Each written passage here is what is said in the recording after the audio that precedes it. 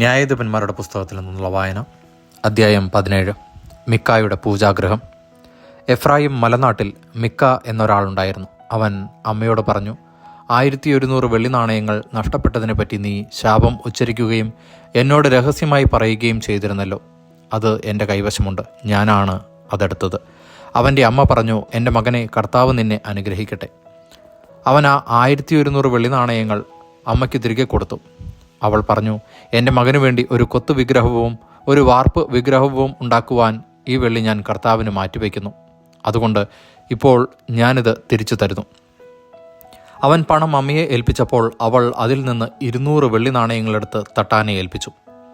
അവൻ അതുകൊണ്ട് ഒരു കൊത്തു വിഗ്രഹവും ഒരു വാർപ്പ് വിഗ്രഹവും നിർമ്മിച്ചു. അത് മിക്കായുടെ ഭവനത്തിൽ പ്രതിഷ്ഠിച്ചു. മിക്കായ്ക്ക് ഒരു പൂജാഗ്രഹമുണ്ടായിരുന്നു. അവൻ ഒരു എഫോദും വിഗ്രഹങ്ങളും ഉണ്ടാക്കി.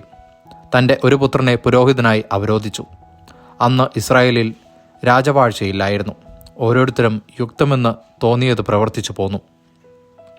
യൂദായിലെ ബെത്ലഹേമിൽ യൂദാ വംശജനായ ഒരു യുവാവുണ്ടായിരുന്നു. അവിടെ വന്ന് പാർത്ത ഒരു ലേവ്യൻ. അവൻ ജീവിക്കാൻ പറ്റിയ ഒരു സ്ഥലം അന്വേഷിച്ച് അവിടെ നിന്ന് പുറപ്പെട്ടു. യാത്ര ചെയ്ത് അവൻ എഫ്രായിം മലനാട്ടിൽ മിക്കായുടെ ഭവനത്തിലെത്തി. മിക്ക ചോദിച്ചു, നീ എവിടെ നിന്ന് വരുന്നു? ഞാൻ യൂദായിലെ ബെത്ലഹേംകാരനായ ഒരു ലേവ്യനാണ്. താമസിക്കാൻ ഒരു സ്ഥലം അന്വേഷിക്കുകയാണ്. മിക്ക പറഞ്ഞു, എന്നോടുകൂടി താമസിക്കുക. നീ എനിക്കൊരു പിതാവും പുരോഹിതനുമായിരിക്കുക. ഞാൻ നിനക്ക് വർഷം തോറും 10 വെള്ളി നാണയം, വസ്ത്രം, ഭക്ഷണവും നൽകിക്കൊള്ളാം. അവനോടുകൂടെ താമസിക്കാൻ ലേവ്യന് സന്തോഷമായി. യുവാവ് അവന് പുത്രനെ പോലെയായിരുന്നു. മിക്ക ലേവ്യനെ പുരോഹിതനായി അവരോധിച്ചു.